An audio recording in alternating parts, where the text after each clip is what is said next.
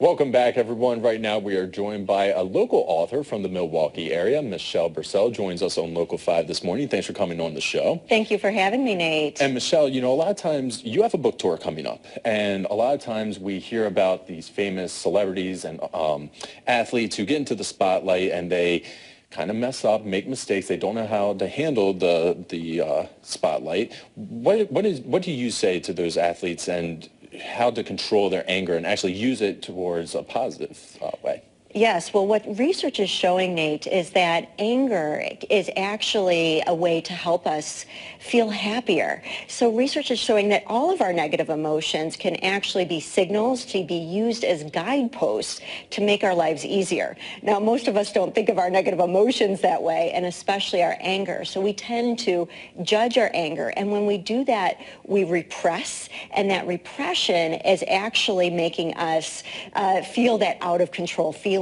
So I think the first thing we can do is ask the viewers if they have any of these things going on that could cause emotional repression. Right, and some of the questions viewers might be asking at home, you know, do they judge themselves after being angry if they don't like confrontation?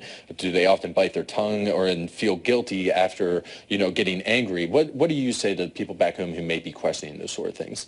Well, it's actually good news. If you're repressing that anger, it means that on the flip side that we have some happiness that we can up-level our lives to. It's just recognizing how we can use that anger in a positive way, because on the flip side of anger is actually passion, is actually what lights us up towards life.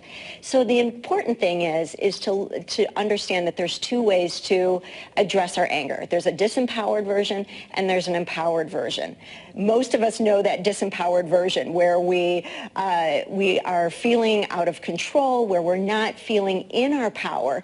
It makes us try to power over people. We blame, we scream, we think temporarily we're getting our way, but in the long term we lose their respect, we lose influence.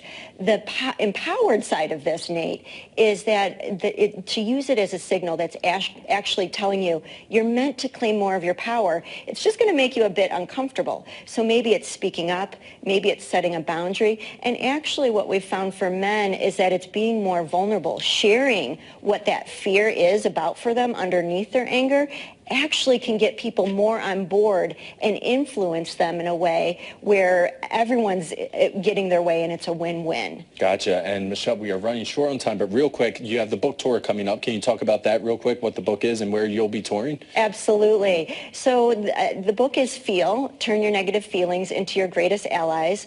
And we're really promoting it with the International Institute for Emotional Empowerment that I've recently founded.